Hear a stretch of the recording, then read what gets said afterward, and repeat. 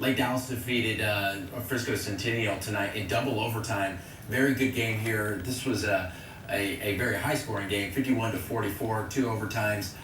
Frisco Centennial wasn't able to get it done in the second overtime, but still some impressive performances from Kelly Cordova, 290 yards passing, 5 touchdowns, 107 yards rushing.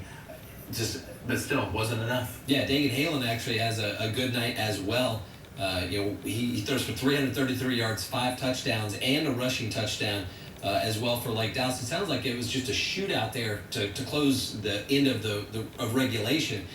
Lake Dallas scores on a 55-yard pass with a little over a minute to go, and then Frisco Centennial comes right back. Cordova throws a pass to DJ Jackson for 52 yards for a score there to tie the game with the extra point.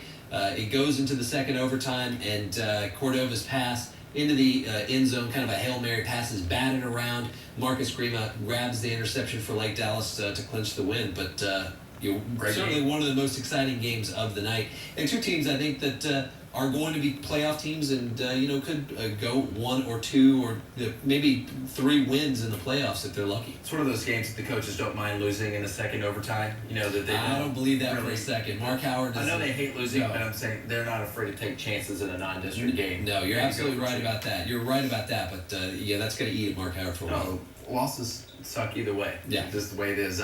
Trophy Club Byron Nelson defeats Frisco tonight 38-13, while Wiley East beats up on Frisco Liberty 42-20 for their first win of the year. The Colony improves to 2-0. One of kind of the dark horse team in that district, 9-4A. Shutout over Greenville 48-0. Also in that district, a team that has I've seen ranked as high as 1, as low as 6 on where coaches would expect them to finish. That's Prosper. 59-48 over McKinney North. Chase Dawkins throws for 203 yards and 2 TDs. He, of course, is a replacement for Davis Webb, who went to Texas Tech and just barely missed out on a starting quarterback job that looks like it's now Baker Mayfield from the Lake Travis. Marcus Houston tonight, 230 yards rushing on 25 carries and 3 touchdowns to go along with Mr. Dawkins' impressive performance. So Prosper, while you said you saw 2 and rank them 6, I think they might have read that article and got a little ticked off by that. Didn't